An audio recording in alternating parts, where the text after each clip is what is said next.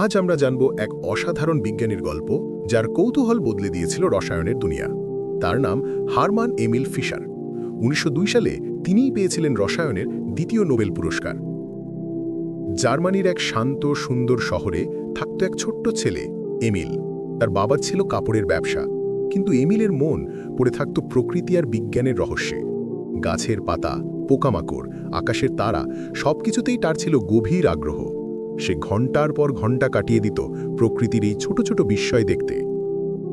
বাবা চাইতেন এমিল যেন ব্যবসায় যোগ দেয়, কিন্তু এমিলের স্বপ্ন ছিল অন্য। সে চেয়েছিল একজন বিজ্ঞানী হতে, অজানাকে জানার নেশায় ডুব দিতে। অবশেষে সাহস করে একদিন সে বাবাকে বলল, বাবা, আমি বিজ্ঞানী হতে চাই। বাবা প্রথমে রাজি হননি, কিন্তু ছেলের চোখের স্বপ্ন আর একাগ্রতা দেখে তিনি রাজি হলেন। সে সিদ্ধান্তই এমিলের জীবন বদলে দিল। বিশ্ববিদ্যালয়ে গিয়ে এমিল যেন এক জাদুর দুনিয়ায় ঢুকে পড়ল। রঙিন তরল, কাঁচের বোতল আর ধোঁয়ায় ভরা ল্যাব, এখানেই সে খুঁজে পেল নিজের আসল ঠিকানা। দিনরাত এক করে সে পরীক্ষা চালাতে লাগল। একদিন সে চিনির রহস্য নিয়ে কাজ শুরু করল। আমরা যে চিনি খাই তা তো মিষ্টি, কিন্তু এমিল দেখল কিছু অণু আছে যারা দেখতে চিনির মতো হলেও স্বাদে তিতা। এমিল ভাবল, একই উপাদান দিয়ে তৈরি, তবু স্বাদ এত আলাদা কেন? সে অনেক পরীক্ষা করল, চিনির স্ফটিক গলালো, তার মধ্যে দিয়ে আলো পাঠালো, যন্ত্রেরে ঘুরিয়ে দেখল। অবাক হয়ে সে দেখল কিছু অণু আলোকে ডান দিকে ঘোরায় আর কিছু বাঁ দিকে। এ যেন অদৃশ্য আয়নার খেলা। এমিল বুঝল অণুরও ডানহাতি আর বামহাতি রূপ আছে, একই গঠন, কিন্তু আয়নার প্রতিবিম্বের মতো উল্টো। সেই রহস্যের নাম দিল আইসোমার।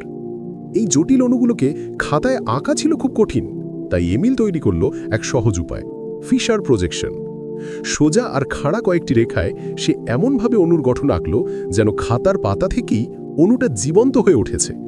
এরপর এমিলের লক্ষ্য হল পুরো চিনি পরিবার, গ্লুকোজ, ফ্রুক্টোজ, ম্যানোজ।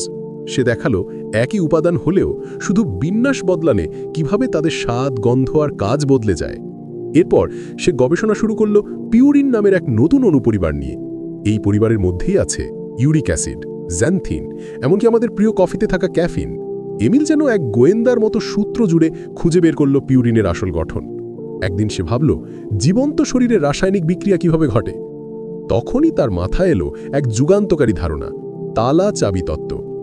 সে বলল, যেমন একটি নির্দিষ্ট চাবি দিয়ে শুধু একটি নির্দিষ্ট তালা খোলা যায়, তেমনি জীবন্ত শরীরে প্রতিটি এনজাইম কেবল তার নির্দিষ্ট পদার্থের সাথেই কাজ করে। এই ধারণাই জীব রসায়নের ভিত্তি করে দিল। তার এই অসাধারণ কাজের জন্য ১৯০২ সালে এলো সেই মহেন্দ্রক্ষণ। এক ভোরে এমিল পেল রাজমোহর বাঁধা এক চিঠি। তাতে লেখা, রসায়নে নোবেল পুরস্কার, হারমান এমিল ফিশার। চিনি, পিউরিন আর এনজাইম নিয়ে তার কাজ গোটা বিশ্বকে অবাক করে দিয়েছিল। সুইডেনের রাজা নিজ হাতে তাকে সেই সম্মান তুলে দিলেন। সেই ছোট্ট শহরের কৌতূহলী ছেলেটি হয়ে উঠল বিশ্বের সেরা বিজ্ঞানীদের একজন। আজও এমিল ফিশারের দেখানো পথেই চলে বিজ্ঞান। তার আবিষ্কার আমাদের শিখিয়েছে ছোট্ট একটি প্রশ্ন আর অফুরন্ত কৌতূহল দিয়েই বিজ্ঞানের বড় রহস্য সমাধান করা যায়।